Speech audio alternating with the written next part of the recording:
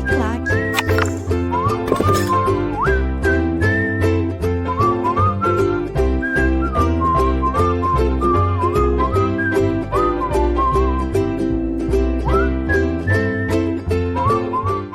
Olá, meus amigos, sejam todos muito bem-vindos de volta.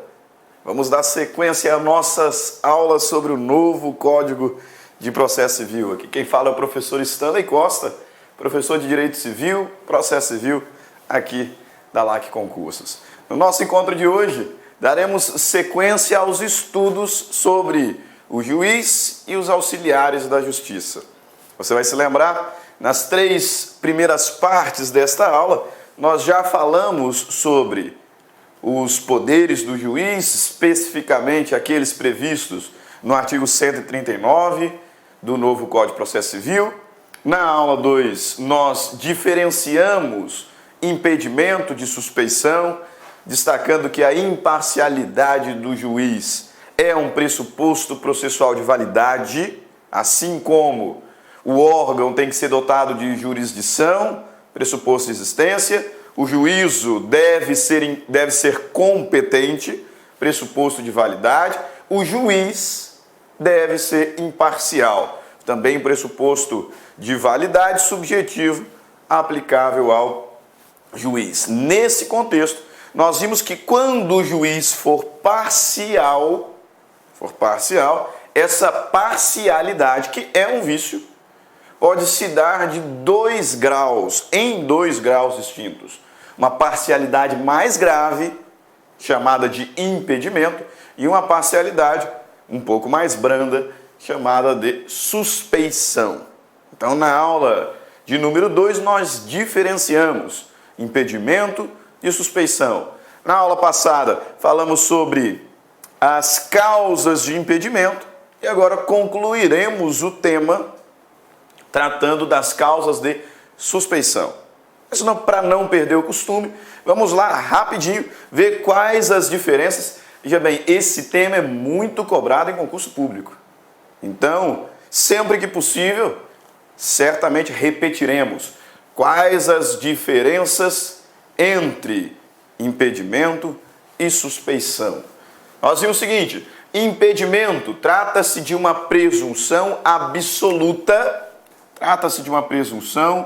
absoluta, de parcialidade, o que significa que, configurada uma das causas de impedimento, não há nem mesmo a possibilidade de se fazer prova em contrário. A única saída para esse juiz é provar que não existe a causa, porque existindo, ele é parcial. O impedimento gera presunção absoluta de parcialidade. Trata-se de vício fundado em circunstâncias objetivas. Então, aqui não há interpretação, né? As circunstâncias são objetivas. Está configurada? Existe ali uma causa de impedimento? Então, esse juiz deve ser afastado. Presunção absoluta de parcialidade fundada em circunstância objetiva. Por conta disso, considerando que o impedimento atenta contra a ordem ou melhor dizendo, atenta contra a norma de ordem pública, temos que o impedimento pode ser arguido em qualquer grau de jurisdição. Qualquer grau de jurisdição ou tempo. O impedimento, por se tratar de violação de norma de ordem pública, causa de impedimento pode ser arguida a qualquer tempo ou grau de jurisdição. E por conta disso, temos então que não se submete à preclusão. As causas de impedimento não se submetem à preclusão. Por quê? Porque podem ser alegadas a qualquer tempo ou grau de jurisdição. Além disso, trata-se de um vício tão grave, que se o juiz não reconhecer de ofício, nenhuma das partes arguir o impedimento do juiz durante todo o curso do processo, as causas de impedimento ensejam ação rescisória. Então, mesmo depois do trânsito em julgado da decisão que concluiu o processo, que julgou o mérito do processo, a causa de impedimento é causa que enseja ação rescisória. Já a suspeição gera presunção relativa. Gera presunção relativa de parcialidade, o que significa que, neste caso, o juiz pode fazer prova em contrário. A saída não é apenas demonstrar que a causa não existe. Mesmo existindo, o juiz pode apresentar provas no sentido de que, apesar da causa, ele prossegue imparcial. Porque causa de suspeição gera presunção relativa de parcialidade. Nesse contexto, temos que a suspeição ela se encontra fundada em circunstâncias subjetivas. Porque eu vou analisar o caso concreto. Quando falávamos de impedimento, se a causa de impedimento existe, não tem saída. Presunção absoluta de parcialidade, não há que se falar em provas contrárias, o juiz será afastado. Até porque trata-se de circunstância objetiva. Já a suspeição produz presunção relativa de parcialidade, comporta prova em contrário, até porque está fundada em circunstâncias subjetivas, ou seja, passíveis de interpretação. Nesse contexto ainda, a suspeição só pode ser arguida no prazo legal. E esse prazo legal é de 15 dias a contar do conhecimento. A suspeição só poderá ser arguida no prazo de 15 dias a contar do conhecimento da causa. Se não for arguida nesse prazo, preclui. Suspeição submete-se à preclusão. E mais do que isso, suspeição não enseja ação rescisória. Beleza? Então, só retomando aqui, relembrando as diferenças, melhor dizendo, entre impedimento e suspeição. E aí, na última aula, identificamos as causas de impedimento. Rapidinho, quais são as causas de impedimento à luz do artigo 144 do novo Código de Processo Civil? Há impedimento do juiz, sendo-lhe vedado exercer suas funções no processo em que interveio como mandatário da parte, oficiou como perito, funcionou como membro do Ministério Público ou prestou depoimento como testemunha. Então, se o juiz já atuou naquele processo, como advogado, defensor público, perito, Ministério Público ou até mesmo testemunha, não pode julgá-lo agora, está impedido. Há impedimento também do juiz, sendo-lhe vedado exercer suas funções no processo de que conheceu em outro grau de jurisdição, tendo proferido decisão. Então, se o juiz estava no primeiro grau de jurisdição, foi promovido ao desembargo, Tribunal de Justiça, agora na segunda instância, ele está impedido de conhecer aquela demanda. Também há impedimento quando no processo estiver postulando como defensor público, advogado ou membro do Ministério Público, seu cônjuge ou companheiro, ou qualquer parente consanguíneo ou afim, em linha reta ou colateral, até terceiro grau, inclusive. Aula passada, nós vimos como é que esse parentesco funciona, né? Parentesco consanguíneo ou civil, né? Linha reta, ascendente, descendente, conta-se os graus por geração. Então, meu pai, primeiro grau de linha reta ascendente, meu avô, segundo grau de linha reta ascendente, meu bisavô, terceiro grau de linha reta ascendente. Na linha descendente, meu filho, primeiro grau de linha reta, meu neto, segundo grau de linha reta, e assim sucessivamente.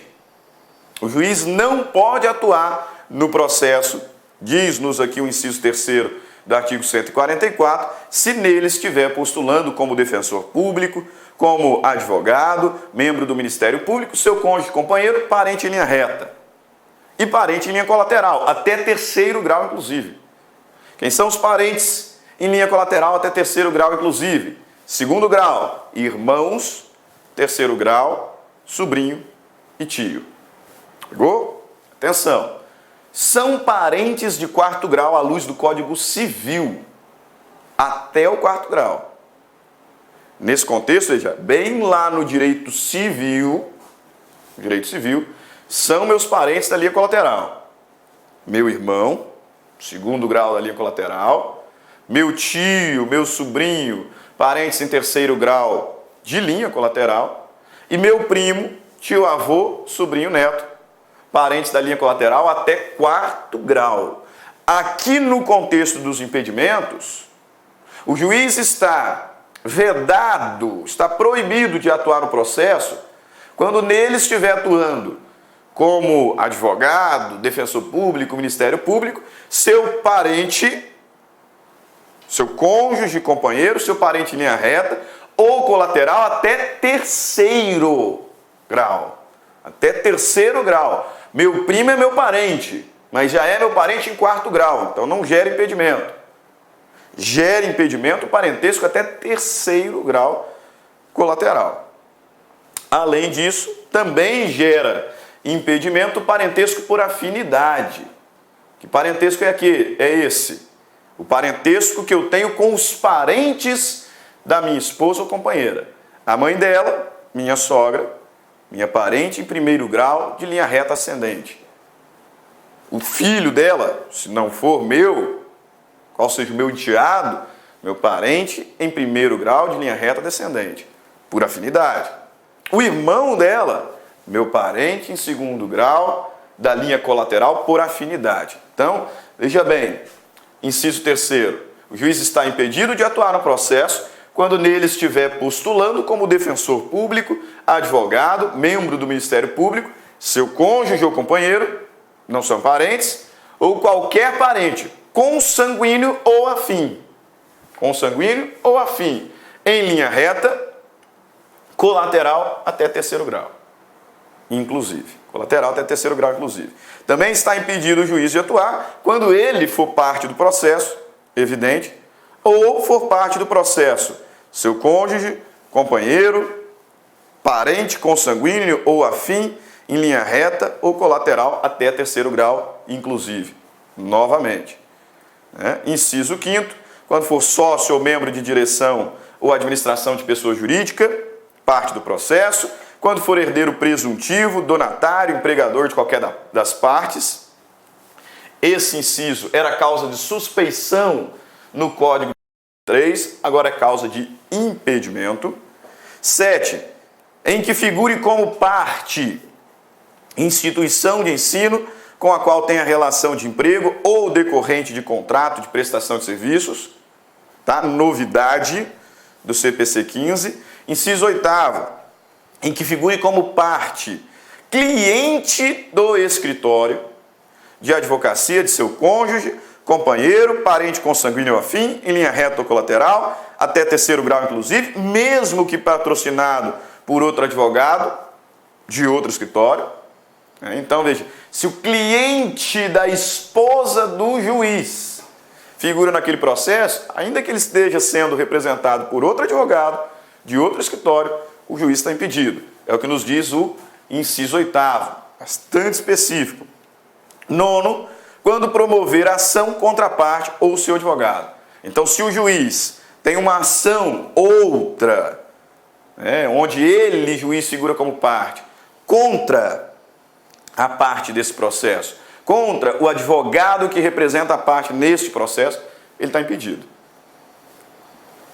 Ok? Veja bem, se o juiz atua como parte em um processo e lá ele está litigando contra a parte deste processo ou o advogado da parte deste processo, ele está impedido. É o que o inciso 9º nos traz, Parágrafos também bastante importantes, nós já falamos sobre ele no último encontro. Chama atenção para o artigo 147, que nos traz uma última causa de impedimento.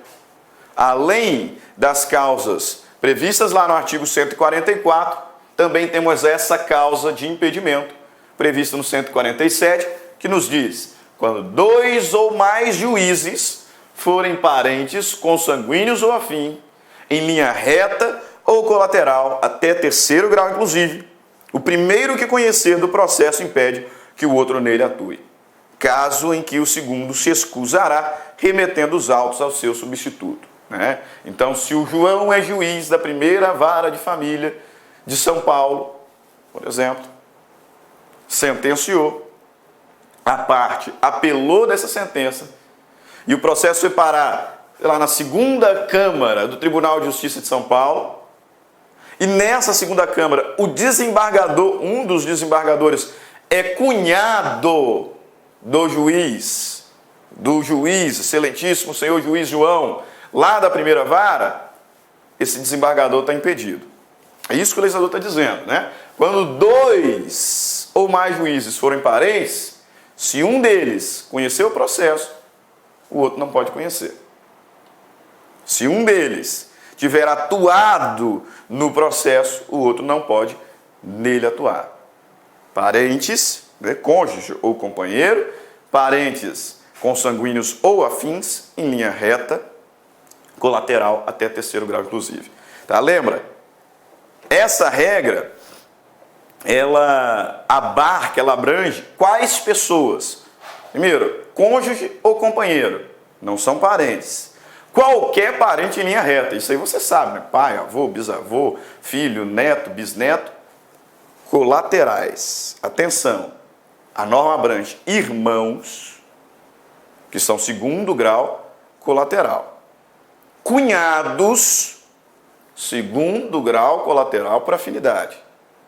E também abrange sobrinho e tio, terceiro grau colateral. Não abrange primo.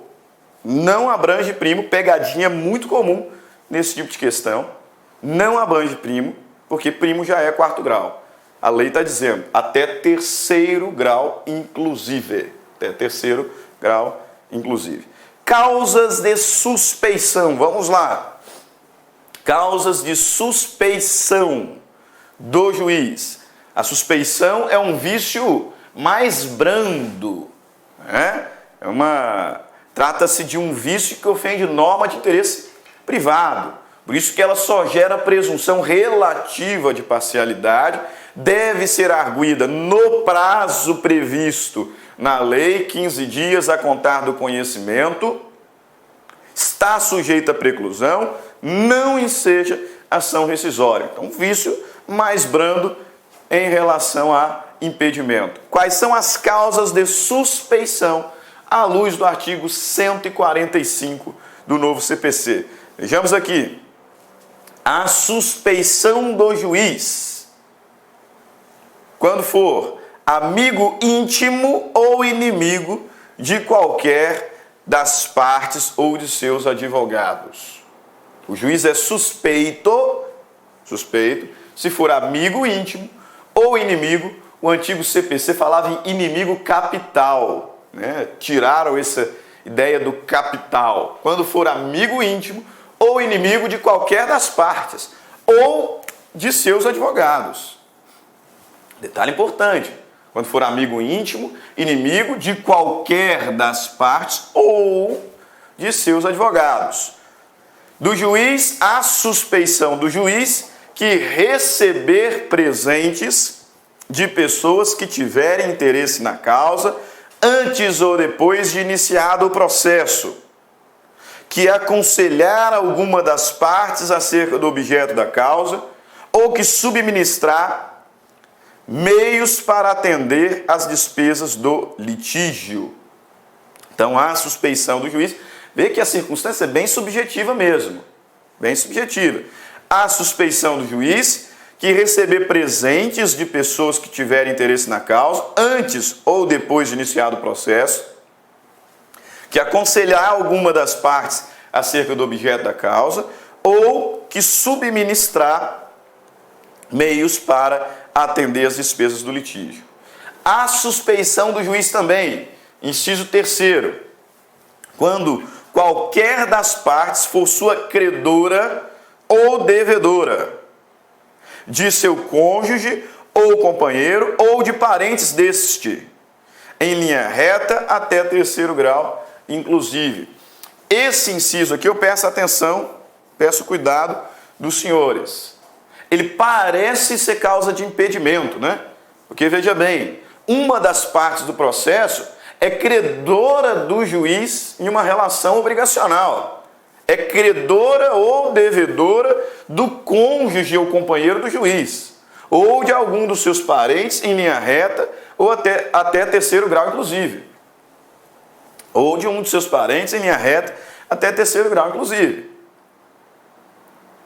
Parece ser causa de impedimento, e vários são os certames que incluem, tentando levar o aluno a erro, como causa de impedimento. Não é, é causa de suspeição.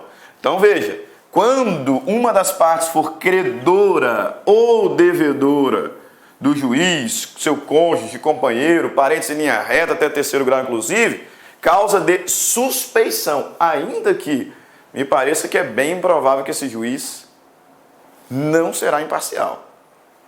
Mas aqui é uma causa de suspeição. Cuidado com esse inciso terceiro, tá? Leva muita gente a erro. Inciso quarto. Quando for interessado no julgamento do processo em favor de qualquer das partes. Bem aberta essa cláusula, né? Bem aberta essa cláusula. E aí tem um detalhe. Qualquer das partes pode arguir a suspeição do juiz. Nós já falaremos do trâmite, do procedimento para essa arguição, fundada em um desses 4 incisos.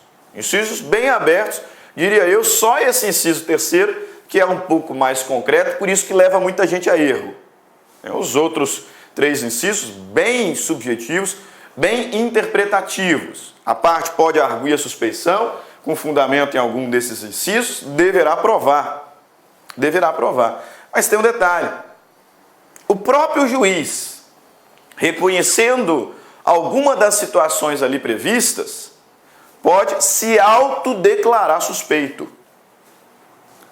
É o que nos traz previsão no parágrafo 1º, que diz o seguinte: poderá o juiz declarar-se suspeito.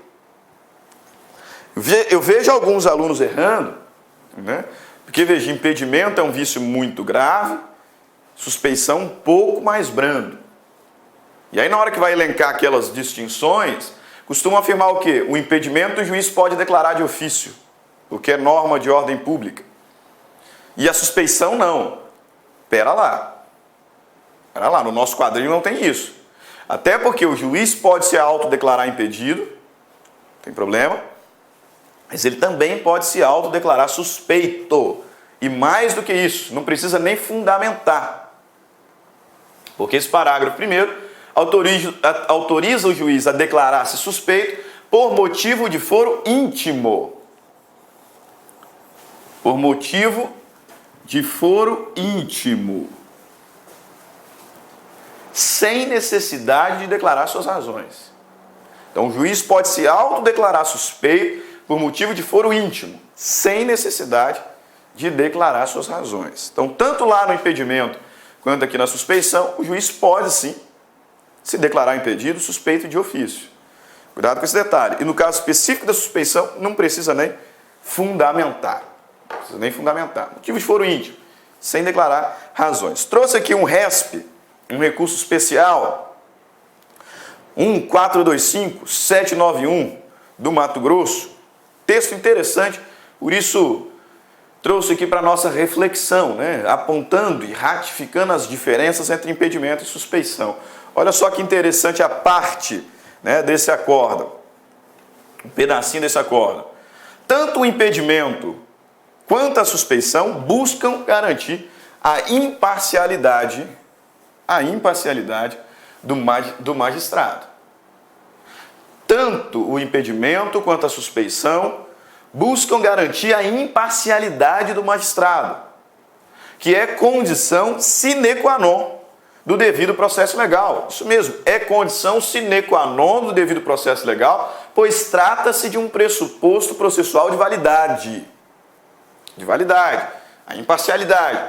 Tanto o impedimento quanto a suspeição buscam garantir a imparcialidade do magistrado, que é condição sine qua non do devido processo legal. Porém, diferente do primeiro, cujas hipóteses podem ser facilmente pré-definidas, facilmente identificadas, causas de impedimento, seria difícil, quiçá impossível, ao legislador ordinário prever todas as possibilidades de vínculos subjetivos, juiz e partes suscetíveis de comprometer a imparcialidade. O que ele está dizendo? Ao contrário das causas de impedimento, que são facilmente identificáveis, que são facilmente prováveis, por isso que o impedimento faz presunção absoluta de parcialidade, as causas de suspeição, que são causas, são vínculos, subjetivos, são causas fundadas em vínculos subjetivos, aqueles 4 incisos, melhor dizendo, são bastante amplos, porque, cá para nós, seria quiçá impossível o juiz estabelecer todas as hipóteses de suspeição.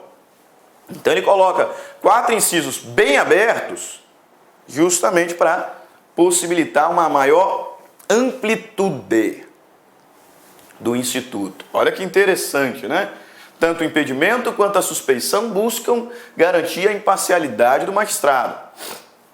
Condição sine qua non do devido processo legal. Porém, diferentemente da primeira hipótese, que é impedimento, que podem ser facilmente identificadas, facilmente pré-definidas, seria difícil, quiçá impossível, ao legislador ordinário prever todas as possibilidades de vínculos subjetivos, causas de suspeição, suscetíveis de comprometer a imparcialidade. Por isso que as causas de suspeição são tão abertas, Tão abertas, geram presunção relativa de parcialidade e são causas mais amplas. Agora, qual o procedimento para a arguição do impedimento e suspeição? Bastante atenção, hein? Bastante atenção, porque aqui nós temos novidade. Novidade, tem muita gente confundindo.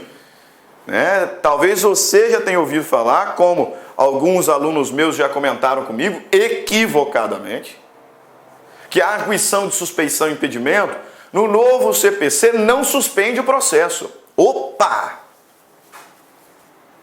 Como é que é? Impedimento, a suspeição não suspende o processo? Quem falou isso?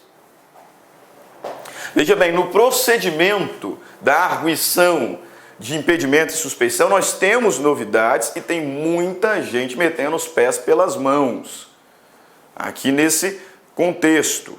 O que de fato aconteceu é que nós não temos mais aquela exceção de impedimento, exceção de suspeição. Como notaremos, agora o impedimento, a suspeição são arguidos em petição específica.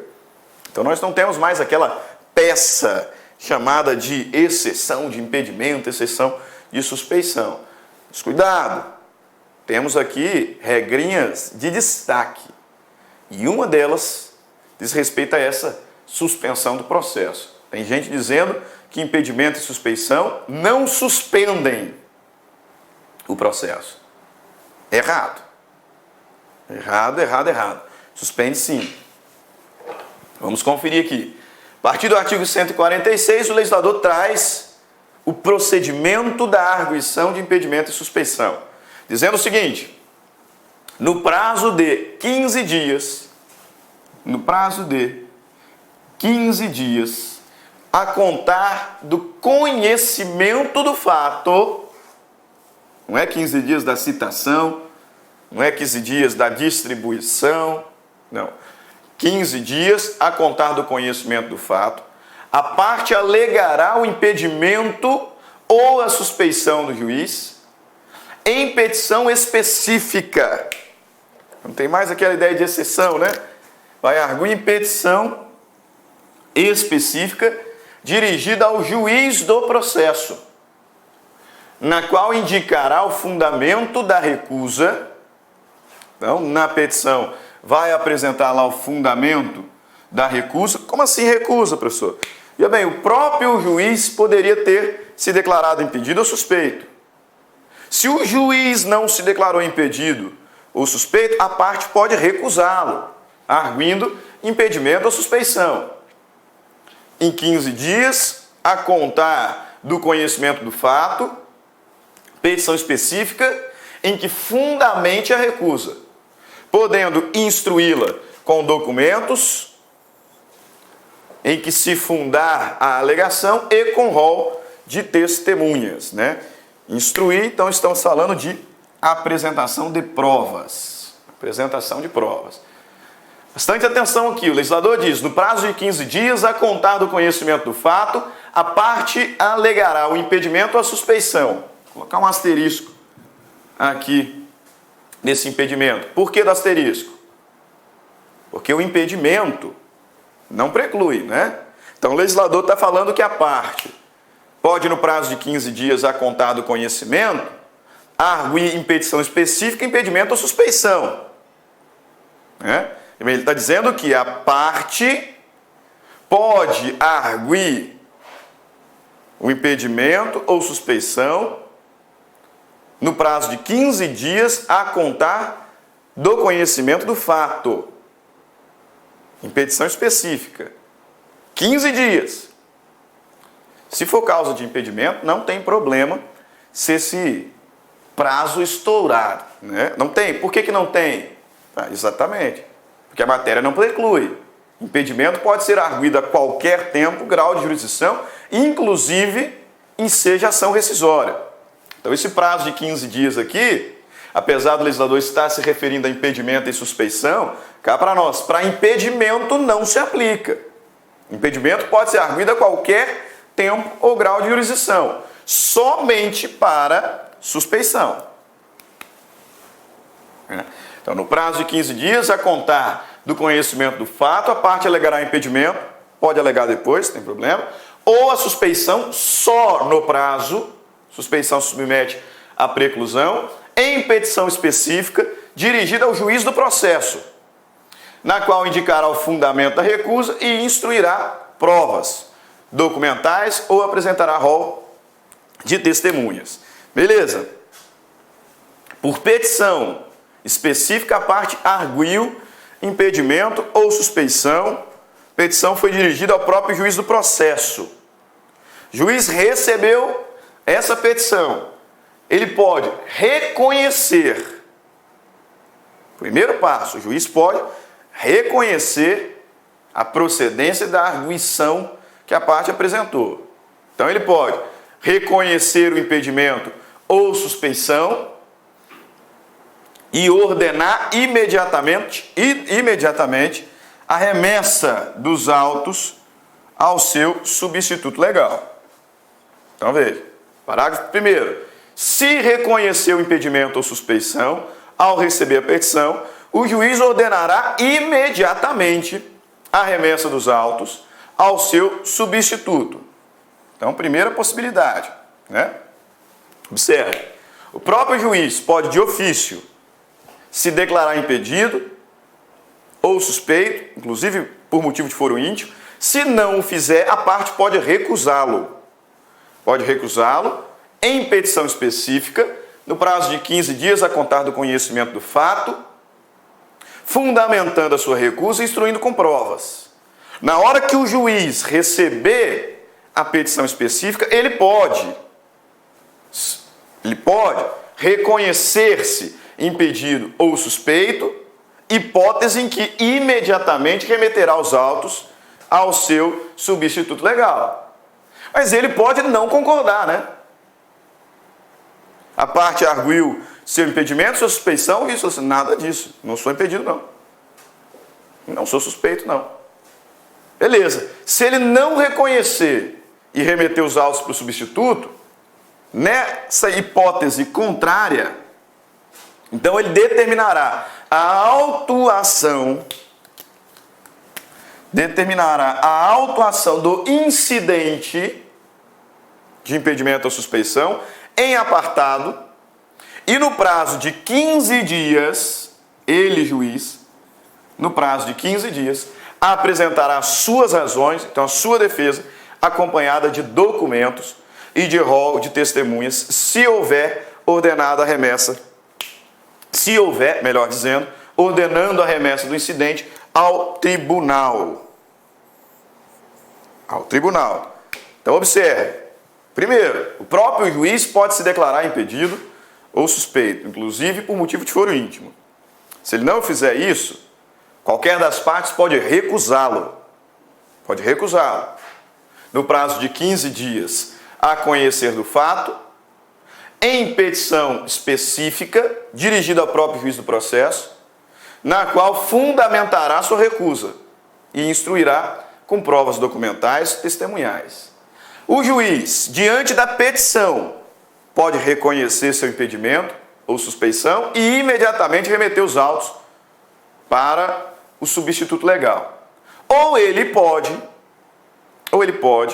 negar, ele pode não reconhecer, hipótese em que determinará a autuação em apartado do impedimento, no prazo de 15 dias apresentará sua defesa, seus fundamentos, acompanhado de documentos e testemunhas, se houver, e aí apresentou a defesa com os documentos, rol de testemunha, então fecha e remete para o tribunal. Porque quem vai julgar o incidente de impedimento ou suspeição não é o próprio juiz, óbvio, ele é parte do incidente. Quem vai julgar esse incidente é o tribunal. Tribunal. Aí chegou no tribunal. O que acontece agora? Vamos lá. Chegou no tribunal. A parte recusou o juiz no prazo de 15 dias do conhecimento do fato, em petição específica, fundamentando, instruindo provas. O juiz não reconheceu seu impedimento ou suspeição, autuou em apartado a petição específica, prazo de 15 dias apresentou sua defesa, instruindo com provas documentais, rol de testemunhas, remeteu para o tribunal.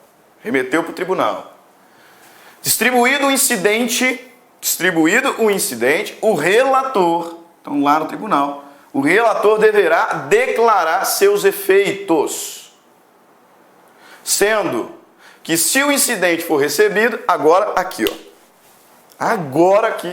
questão importantíssima. Lembra que lá no início eu falei que algumas pessoas estão achando que o incidente de impedimento ou suspeição não implica em suspensão do processo? Essas pessoas estão erradas, equivocadas. Não é porque até agora não falamos de suspensão que isso não tenha acontecido. Se você abrir o seu Código Civil lá no artigo 313, inciso 3º, você vai ver que o incidente de impedimento ou suspeição suspende o processo imediatamente. Então a parte arguiu o impedimento ou suspeição, se o juiz não reconhecer e imediatamente remeter para o seu substituto, o processo está suspenso. Aí apresentou sua defesa e remeteu para o tribunal. Como é que o professor Stanley chega a essa conclusão? Primeiro, porque eu tenho um artigo 313, inciso 3º, que está especificamente falando isso. E segundo, porque olha só a interpretação do parágrafo 2º. Notem só a interpretação do parágrafo 2º. Distribuído o incidente, o relator deverá declarar os seus efeitos, sendo que, se o incidente for recebido sem efeito suspensivo, o processo voltará a correr.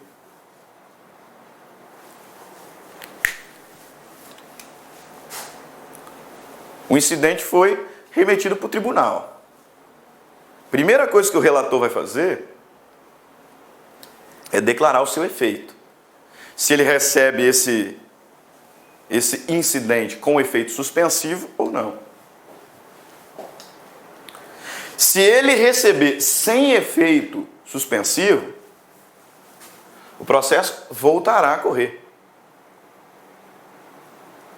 E bem, algo que já estava correndo não volta a correr. Não é óbvio isso? Algo que já estava correndo não volta a correr. O texto está falando que se o juiz receber sem efeito suspensivo, o processo voltará a correr. Como assim voltará a correr? Voltará porque ele estava parado. Voltará porque ele estava suspenso. Notou? Então não caia nessa pegadinha. O incidente de suspeição ou impedimento suspende o processo. Tanto suspende que quando o auto for remetido para o tribunal, a primeira coisa que o relator fará será dizer, em qual efeito que ele recebe o incidente. Se ele receber sem efeito suspensivo, o processo voltará a correr. Voltará a correr por quê? Porque ele estava parado. Estava suspenso.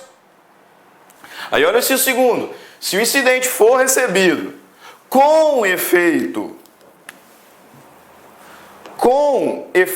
suspensivo, permanecerá suspenso. Permanecerá? Ele já estava suspenso. Se o relator receber com efeito suspensivo, continuará suspenso. Permanecerá suspenso. Pegou? Relator, ao receber o incidente, o relator declarará seus efeitos. Se o incidente for recebido sem efeito suspensivo, o processo volta a correr. Se o incidente for recebido com efeito suspensivo, ele permanecerá suspenso. Volta a correr sem efeito, porque ele estava parado. Volta a correr. Recebeu com efeito suspensivo, permanece suspenso? Sim, ele já estava suspenso, prossegue. Prossegue suspenso até o julgamento do incidente. Processo, portanto, suspenso. O incidente de impedimento ou suspeição do juiz suspende o processo. Professor, mas e se tivermos alguma situação urgente, uma causa urgente, como é que vai ficar a situação, nesse cenário de urgência? E aí? Como é que ficará? Parágrafo 3º. Enquanto não for declarado o efeito em que é recebido o incidente, ou quando este for recebido com efeito suspensivo, o processo está suspenso, Olha lá, enquanto não for declarado o efeito, o processo está suspenso. Ou quando for recebido com efeito suspensivo, permanece suspenso, a tutela de urgência será requerida ao substituto legal. Então, a suspensão do processo não prejudicará as situações urgenciais. Enquanto não for declarado o efeito em que é recebido, o processo está suspenso, ou quando este for recebido com efeito suspensivo, permanecerá suspenso, a tutela de urgência será requerida ao substituto legal. Parágrafo 4º. Verificando a alegação de impedimento ou de suspeição, verificando que a alegação de impedimento ou de suspeição é improcedente, o tribunal rejeitá-la-á. Então, o juiz, lá no primeiro grau ainda, apresentou sua defesa, fechou, remeteu para o tribunal. Tribunal, incidente distribuído, primeira coisa que o relator vai dizer qual efeito recebe. Sem efeito suspensivo, volta a correr. Com efeito suspensivo, permanece suspenso.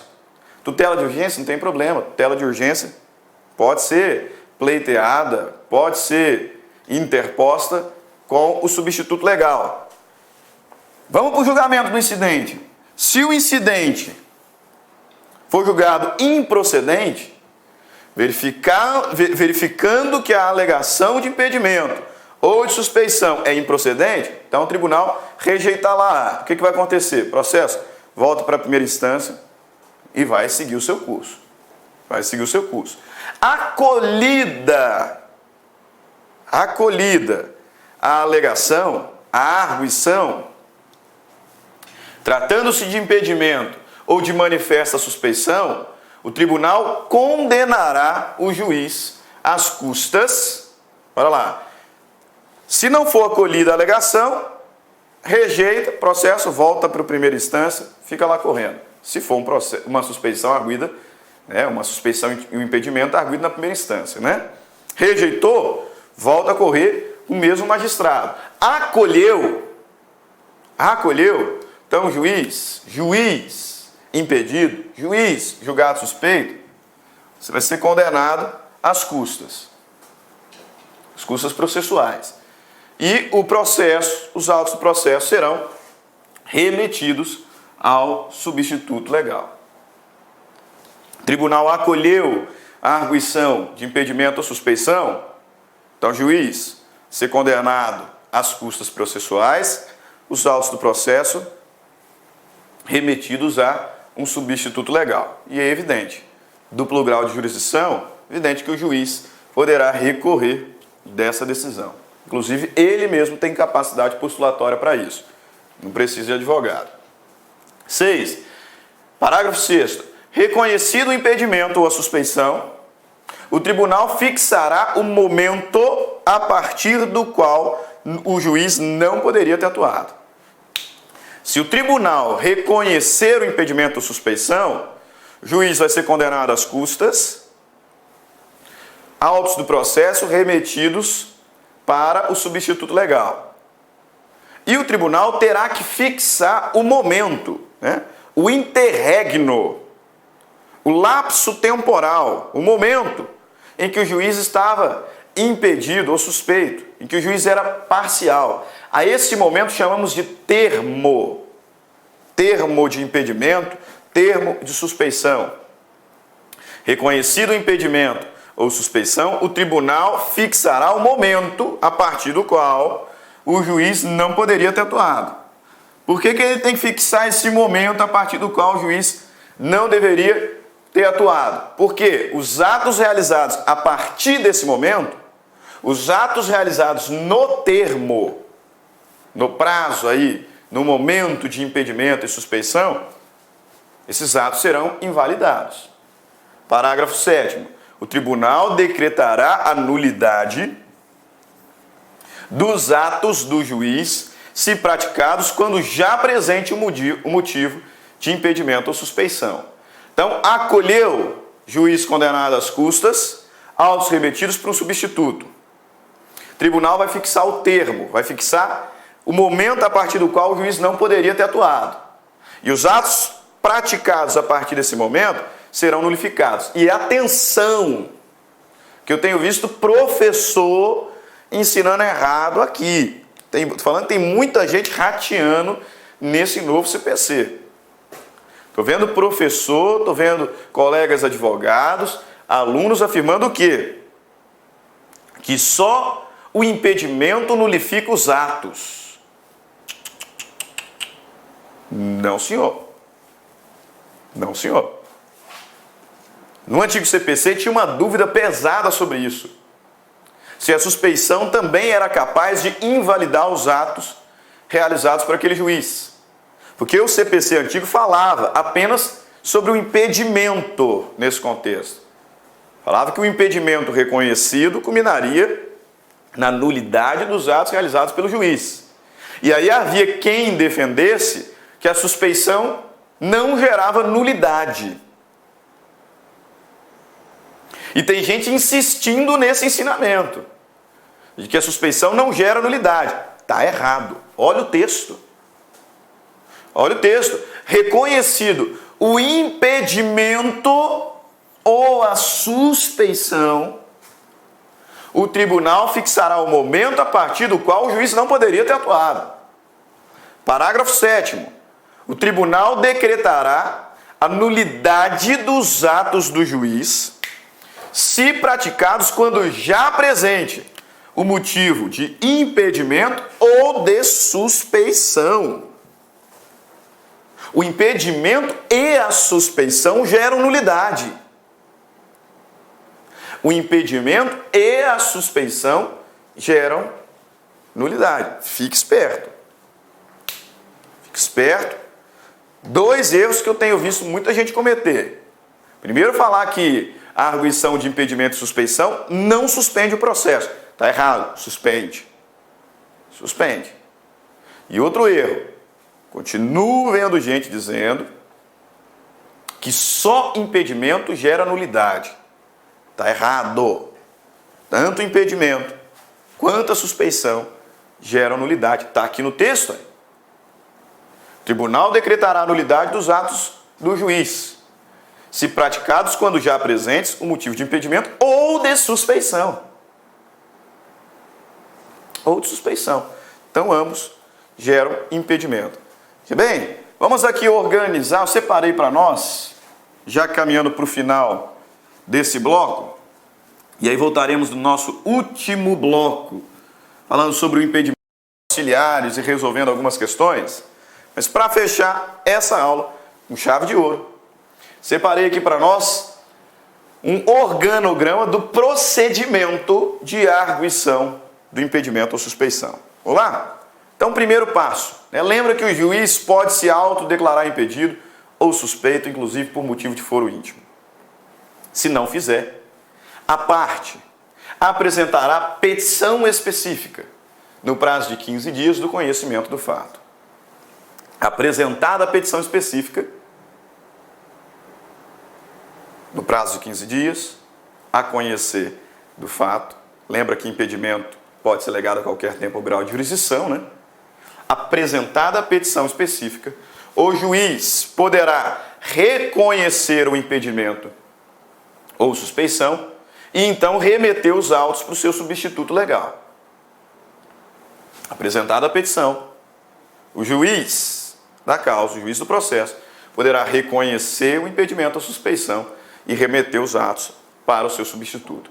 Se ele não reconhecer, se o juiz não reconhecer o impedimento ou suspeição, vai autuar a petição em apartado. A petição será autuada em apartado. E então, no prazo de 15 dias, o magistrado apresentará a sua defesa e instruirá provas documentais e, se tiver, apresentará rol de testemunhas. Feito isso, fecha autos remetidos para o tribunal. No tribunal, distribuído o incidente, o relator, primeira coisa, o relator definirá os efeitos do incidente. Com o efeito suspensivo, o processo permanece suspenso. Sem efeito suspensivo, o processo volta a correr. Mesmo que o efeito suspensivo prossiga, tutelas de urgência podem ser pleiteadas junto ao substituto. Beleza?